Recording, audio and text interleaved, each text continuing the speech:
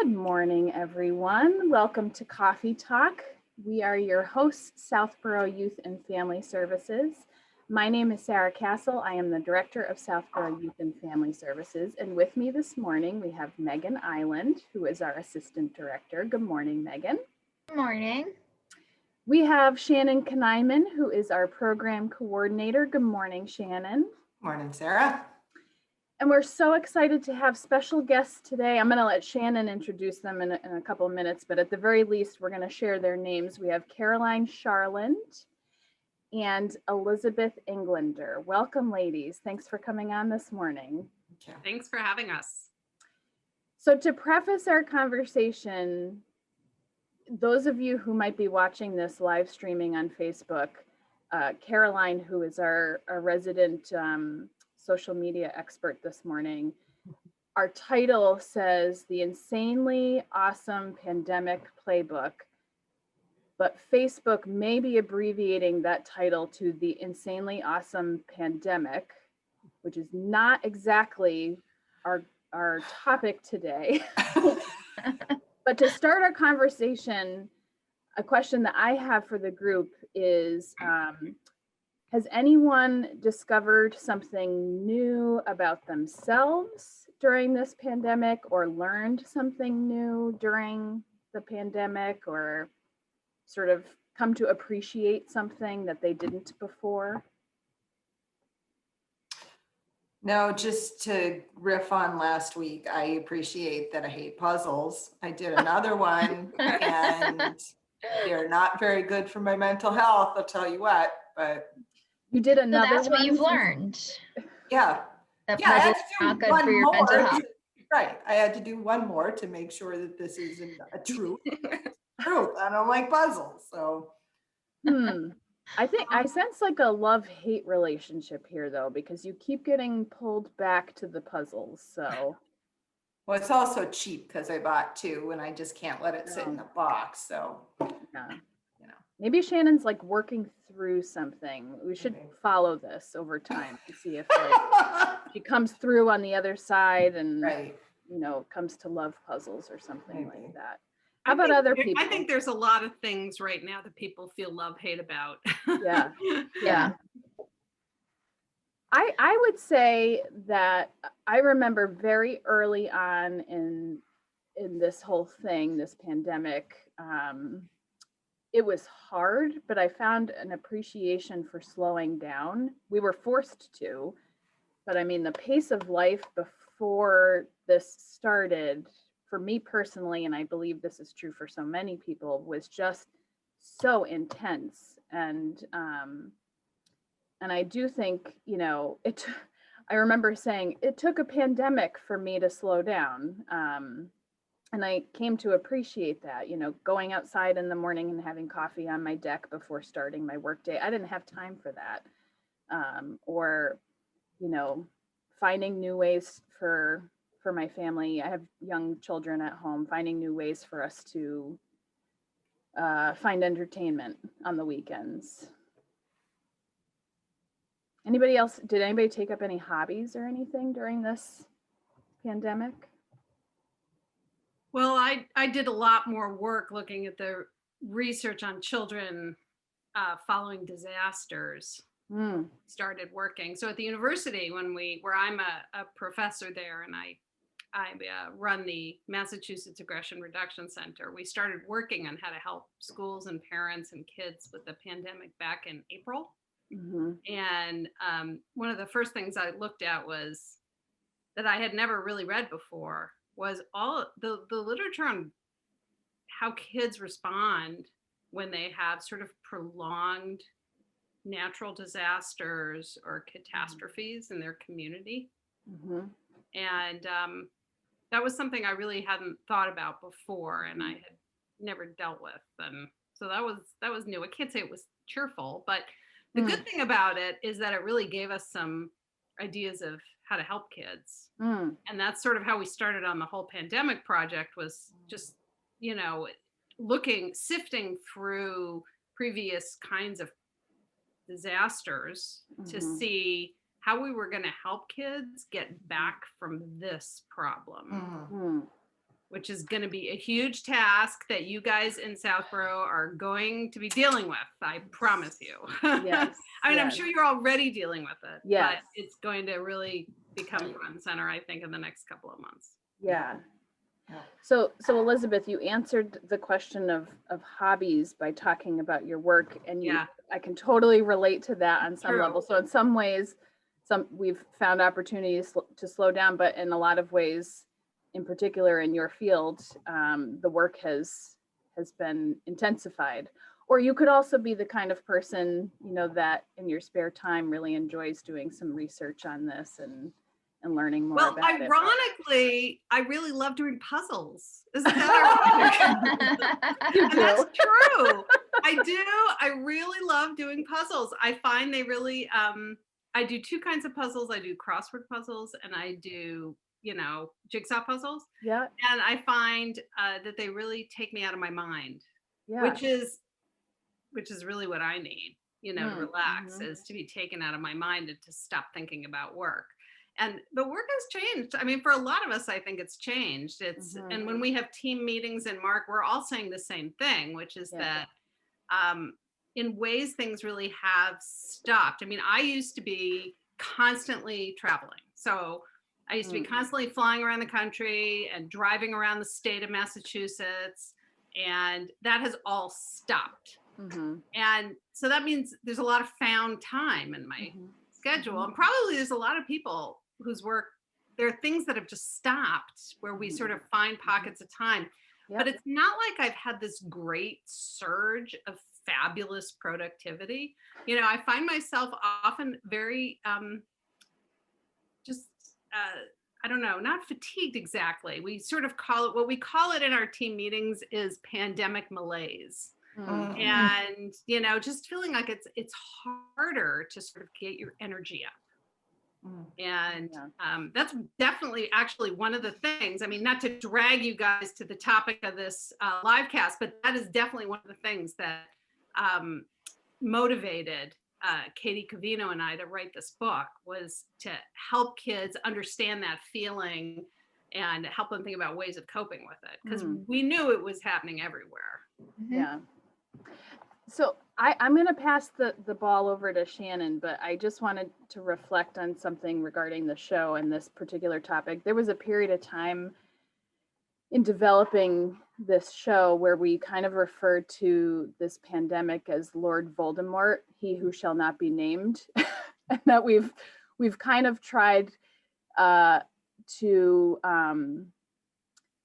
not avoid the topic entirely, but we know that people can get their information about this in every news outlet everywhere. So this is sort of a first for us to be talking about the pandemic.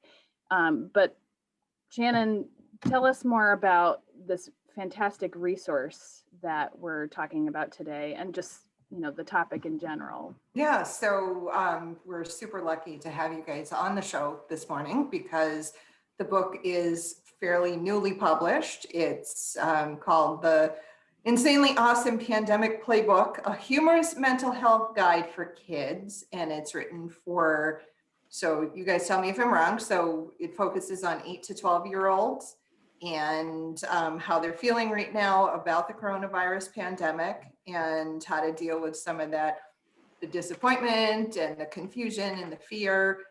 But what's interesting is the vehicle that you guys used was humor.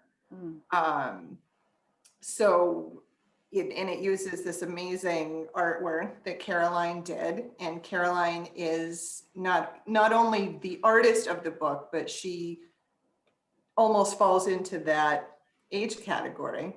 She is a 12-year-old student in the Harvard Public Schools. So, and then also with us this morning is Dr. Elizabeth Englander, and she, as you told us, Elizabeth, you are a social emotional learning expert, a psychology professor, and the executive director of the Massachusetts Aggression Reduction Center at Bridgewater State University. And you are one of the co-authors of the book, and the other co-author of the book, Dr. Catherine Covino can't be with us this morning because she is teaching at Fitchburg State College this morning, or Fitchburg State University, or the university now. Yeah, they're all universities. Awesome. So welcome. And before we get into it, we need to do our coffee toast. Oh yeah, I have something interesting going on over here. Oh.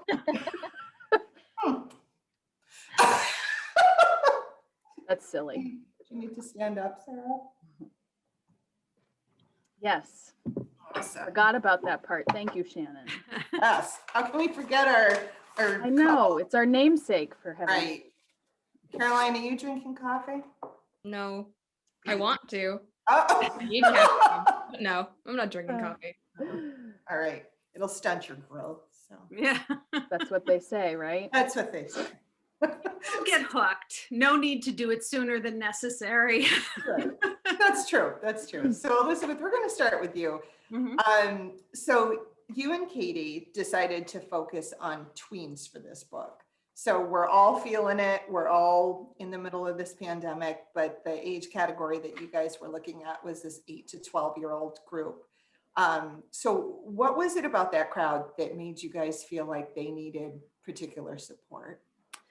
Just to clarify, it's really 8 to 11s and precocious 7s, I would say. Would certainly enjoy this book. Yeah. You know, what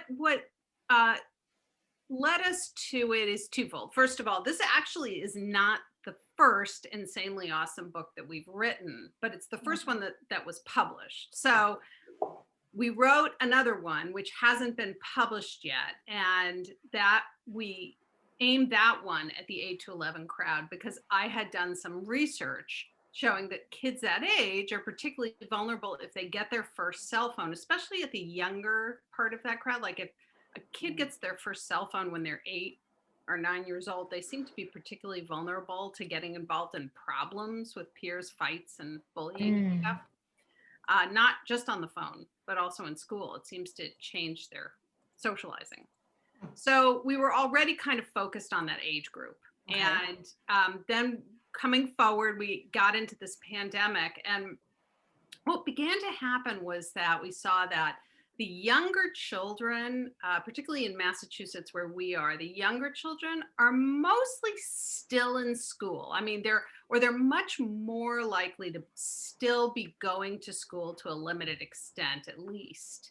The preschools, you know, are still chugging along, and the older kids, the teenagers, they seemed to have sort of other coping skills because they had grown up to that point. I'm a child developmentalist, so I knew that. But this was kind of an in-between age, and my sense was that they're really struggling with this. That adults are so immersed in their own difficulties, which are very real, that sometimes it's easy to sort of lose track of things. But I know I have 3 kids myself, and I know very well that if your kids are handling things better, that is so much easier for you as a parent than if your kids are really struggling. So that was a big part of this, is that we wanted this book to be something kids would want to read. It would be a tool that parents could use. So we have the book, and we also have a guide for parents or teachers who want to use it to start conversations or use it in a classroom setting. That's great. So I have read the book, and I was reviewing it again this morning and found myself smiling through most of it, despite the topic. So for those of you watching, there's a lot of humor, as Shannon mentioned, in the book. So talk to us a little bit more about taking that approach and what your thinking was around that. So a lot of that is Katie and her contribution to this. So it was just happenstance that we met each other. I was speaking, and I mentioned I was speaking at a workshop, and I mentioned, I've always wanted to write a book for kids, but I've sort of never gotten around to it. And Katie was in the audience, and she came up to me and she said, "I'll do it with you." And it turns out that she had sort of this zany kid humor brain, and it just meshed really well. Like my expertise about the research and her tone meshed really well. And so the whole philosophy behind all the insanely awesome books, and now there are 4 of them, although only 2 of them are now out, is that we want to teach kids about science using humor, and to not make it scary and dark, but to make it, really accessible. And so we really focus, we do define problems in the book. I mean, we talk about depression and anxiety and stress, but not in a scary way. We do it we define it, and then we really focus on how kids can help themselves and how they can, if they're beginning to have these kinds of feelings, how they can talk to grownups, or what they can do in their own lives to really help themselves. And that was a big part of the goal, is to sort of flip the coin. Instead of just talking about the dark stuff, make it more proactive and say to kids, listen, there are things you can do. You might be 9 years old, but there are things you can do that will make you feel better. And that was a big focus. That's great. Yeah. Much more palatable and approachable. I didn't want it to be scary. And Caroline's drawings really, really add to this. I mean, I think her drawings really took the edge off. A couple of other reporters have noticed as her drawing of the virus, and how great it was. Like it wasn't scary or creepy, or it was like sort of like, I'm just a thing, here I am, I'm a thing. I realize I upended your life, but I'm still just a thing, and it just really set the tone. Also, I did the illustrations mostly because I didn't want it to feel like a science textbook. I hated those when I was 8, 9, 10. So I feel like, especially with the humor, it's a lot more interesting. Yeah, I think that's a great point. So speaking of that, Caroline, how did you get involved in this whole thing? So it's not a dramatic story. My mom posted my artwork on her Facebook and Instagram pages. And then I remember we posted a picture of a giant painting I did on my desk, this desk to be specific. And Katie saw that and she liked how it looked. So she talked over with Elizabeth and she called inquiring if we'd like to do the book. And when I overheard the conversation on the phone, I was shocked. I did not believe it at first. And when I realized it was possible for a 12-year-old to illustrate a book, I immediately ran and texted all of my friends as fast as I could. I was so excited. That's great. It's awesome. It is. I have to say, I feel, I wanted to make sure that we weren't getting into a situation where we were taking this poor girl who is trying to navigate 7th grade, pulling her away from school or her friends to labor over her book. But, she's been an awesome collaborator. And, we send her funny bits and she comes back with funny drawings. That's really great. Yeah, the marriage between the two, the text, the humor in the text and the pictures really, I mean, both of them together convey the humor in this book. Yeah, really amazing work in it. Yeah. So Elizabeth, we do a lot of work in our office around screen use. So in the before times, it was tough. Yep. Always this, particular, I mean, for adults too, I think it's something that's across the ages. But for youth in particular, there's this hard balance of, what's enough, what's too much, and then here comes the pandemic, right? And now kids, they have to use screens all the time. And some kids are using it as part of their social life because can't. So what do you say to parents? How do we support parents with? Yeah. That's a great question. So for about, I don't know, I guess about 6 or 7 years, I've been on the advisory board for the Institute of Child Development and Digital Media. And so I've been, and that's because so much of my research has focused on technology use and how it affects kids growing up and how it affects their social relationships. So I've been very immersed in this. And one of the people affiliated with us said, it was kids versus screens. And when the pandemic hit, screens won. And, there's something to that. There's something to that. But, my position has always been that when you have a massive new technology in a society or a massive social change, there's always sort of a rough period where people don't know how to use it. They don't know how to live with it. It may make many things worse for a while, but then people sort of learn how to live with it. And I think that's true for many things historically. I mean, if you look at things like the Industrial Revolution, Right. that's what happens. I mean, the Industrial Revolution, if you went, at the beginning of it, it was a nightmare living through that. But ultimately, it ushered in the middle class. And so that was a great thing for society. So I feel like we're in the rough spot now where we're seeing the benefits, but we're also kind of suffering with it. And people are beginning to learn. When we talk to kids in the lab, we hear very different things now than we did even 5 years ago. We hear really different things. The teenagers who come into the lab now will often say things like, oh, if I'm hanging out with my friends or we go to eat at a restaurant, everybody puts their phones on the table. And I can tell you my own kids, if God forbid, if at a family dinner I pick up my device, they're like, Mom, no.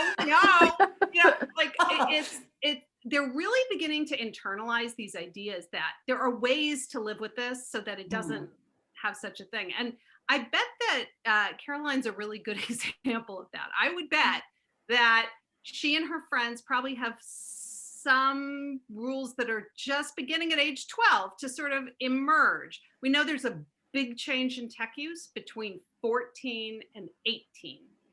That there's a whole bunch of things that change in that 4 years. And things like what you do online and how much you depend on it and how much you recognize that there are parts of life that should not involve technology. Like if you and your friend are mad at each other, you really need to just talk together. Things like that. So, I sort of see like the light on the edge of the horizon. We have a long way to go and we have to work on this. It won't happen by itself, but I'm optimistic that eventually we're going to learn to do this. Now, the pandemic has complicated this because it's made everybody totally dependent, on screens. But in a way too, maybe we can use it as an opportunity to sort of teach mindfulness around screen use. So saying to people, you really have to think about the fact that you have to get your eyes off the screen and go outside and go for a walk, and you have to do this every day. Or, whatever it is, like it's kind of forced us maybe into a position where we have to think about this a little more. I think what I'm more worried about is fatigue. I'm worried about people being so stressed and so fatigued that they kind of throw in the towel. And I felt that way as a parent myself long before the pandemic. I felt that way at times. And I'm sure you did too. I think it's totally natural. But I do worry about how the kids are going to adapt after when they've had sort of a year of their social skills depleting and social isolation. It's going to feel really odd. So actually, one of the things that Caroline has just signed on to illustrate this is Katie and I are starting work on a post-pandemic playbook, helping kids sort of adjust back to the new normal. And that's definitely one of the things we'll have to deal with. It's complicated stuff, but it's not impossible. I really don't think people should be, I don't think people should be grim. I think we'll get through this, with help from people like you guys. Thank I you. think you'll be busy. Yeah. Really busy. We are busy, and we're busy right now. So speaking of that, Caroline, as a middle schooler, what kinds of things are you seeing youth struggle with right now? So I'm gonna just link right back to the previous conversation, overuse on technology. It's just like, it's Yeah. negatively affecting us. I mean, like, we're always on it. And I think we're not thinking what to think, like how to think, we're thinking what to think. Like, if you don't know something, you don't try to figure it out, you just Google it. So I don't think that's very good. It's also not very good for your eyes either, staring at blue light for like 6 hours. The second one is increased anxiety on getting things done for school and like forgetting about deadlines. I suffer a lot from this, especially with deadlines. So getting it all done and on time is kind of difficult for a lot of kids right now. And some of my friends have like told and like expressed their anxiety, especially with just social isolation and not being able to talk to people that are not their immediate family, because I think we're all a little tired of talking to our immediate family 24/7. Nah. So yeah, those are the top 3 that I could think of right now. Yeah.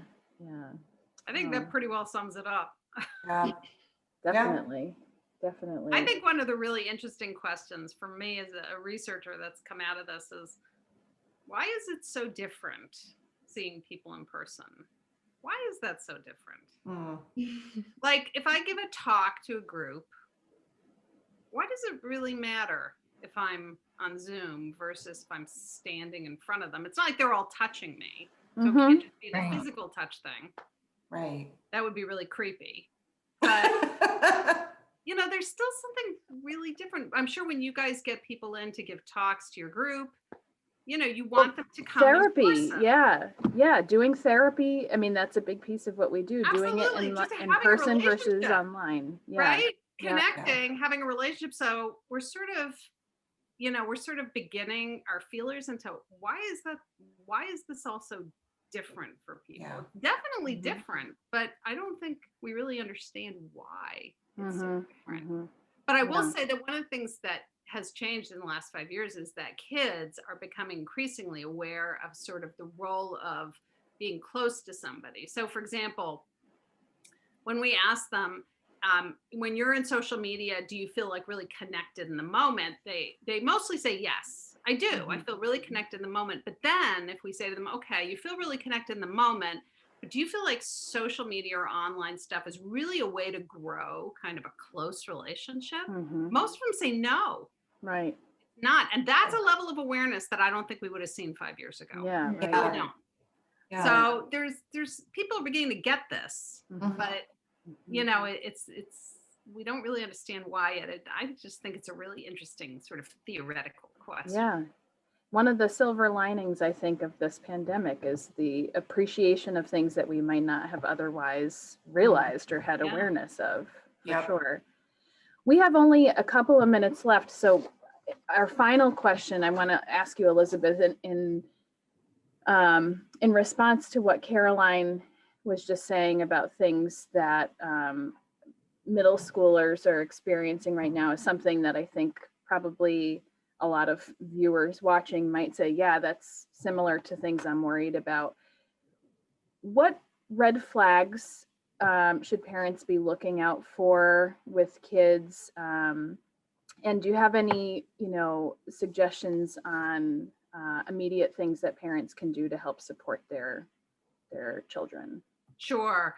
So one of the tricky things about children is when they're struggling a little bit, like if they're struggling with social problems or if they're feeling a little bit depressed or a little bit anxious, they don't really have the wherewithal. Like an 8-year-old is not going to come up to you and say, I'm feeling kind of anxious today. Like they usually don't have the wherewithal or the self-knowledge to identify and label their feelings. So you have to look for generalized signs of distress.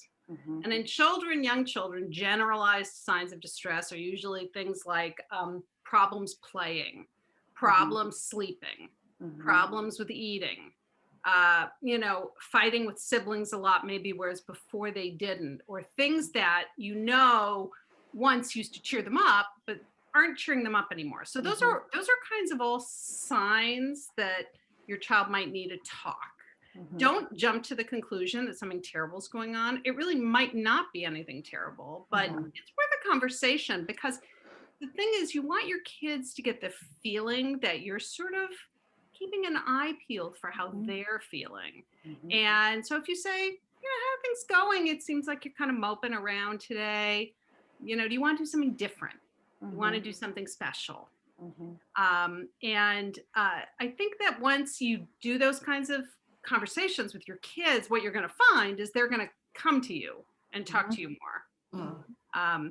And I think that it's really hard on times like this to do anything special, because we're all doing the same thing day in and day out. But if there's anything special you can do for a child, it can really lift their spirits. For example, you're all spending time together as a family all the time. So maybe if a child's feeling blue, do something privately with them. Say to them, let's have a private time together. Let's go for a walk and eat some ice cream for dinner. Let's eat ice cream for dinner, Let's take all the photos out of the photo album and stick them up on the living room wall. So we all get to look at all the cool photos. Anything like that, really, anything that's special or different, but at the same time too, look for family traditions that have kept your kids feeling good in the past. So things that you guys have traditionally done that you really like. So if you did family dinner before the pandemic, keep doing it by all means. Actually, if you didn't do it, start doing it. But if you did do it, keep doing it. Keep these traditions going so that kids feel like things are stable and there are some things that never change. And one of those things that never changes is how much your family loves you. Yeah, I imagine that can be a very grounding experience for a young person, or all of us, honestly, during a time that feels very unpredictable. So. And what I found when my kids were little was that just planning their private times made them really excited. So saying to them, okay, every one of you is going to get a private time this week. Think about what you want to do. We'll do whatever you want to do. What do you want to do? And just the idea of getting to think about it was really spirit lifting. Yeah. So things like that can be really, really helpful. And be mindful of how they're doing physically. Make sure they're getting their eyes off a screen every day for at least a little while. Make sure they're getting some exercise and some fresh air. Even when it's really cold, bundle them up and get outside. It's really important right now. And, just sort of keep an eye on that they're eating healthy, that they're sleeping well. And honestly, the book gives a lot of really good guidance. And talks about how to, problems with screens and not sleeping. And Caroline does these fabulous drawings of little eyeballs with stress. And, it's really cute. So, really pay attention to just sort of their physical health. Sometimes kids don't understand that what they do physically affects them emotionally. They see these two things as separate. And so it's really good to sort of link them together for kids. Say what you're doing physically is going to affect how you feel emotionally as well. Right. Well, thank you both so much for coming on today. So much valuable information. Definitely, if you're watching the show today, check out this book, The Insanely Awesome Pandemic Playbook. We mentioned a couple of times in the show that there is also a few other books. I know we don't have time to chat about it now, but there's also a parent guide that accompanies this book. And it sounds like some other projects in the works as well. There are some in the works, and also in our pandemic project at the university, we put out in June a book called When the Kids Come Back, which is a guide for schools. That's great. To help them look at how kids are going to be responding when they come back into the classroom, and how they're sort of going to be coping emotionally, and how schools can help mitigate that. Nice. I think that it would be helpful for us to post something along with today's episode with some additional information on how you can access those resources. So absolutely. We'll plan to do that. So, but thank you both, Elizabeth Englander and Caroline Charland, for coming on today to talk about this book and to offer some great tips, suggestions, things to look out for helping young people through this difficult time. Next week, which is, I have to always pull up my calendar, it's February. Do you believe it? Groundhog Day, I think, next week. What is it? I think it's Groundhog Day. Is It's it? been Groundhog Day, Megan. I really think it is. I'm pretty sure it's February We made 2nd. it to February though. We made it to February. Downhill from Yes, here. I We've hope made it so. to February. Yes. Yeah. So next week, February 2nd, we are excited to welcome back a friend of ours, Carrie Toole, who's the director of Castlebrook Counseling. And this is part one of a two-part series on mindfulness. I know, Elizabeth, you talked about mindfulness briefly today. So Carrie is going to be talking to us about what mindfulness is, why we should do it, and how we can incorporate it into our lives. We're also going to be talking about some of the science behind it, because I think you've probably heard the word mindfulness 100 times, but for some people, really understanding how it affects our minds and our physiology is very helpful in, I talk about this show as a sales pitch often. So we want to try to help people understand why mindfulness is so important. So please join us next week. We look forward to seeing you then. And again, ladies, thank you so much for coming on today. Thanks for having us. For having us.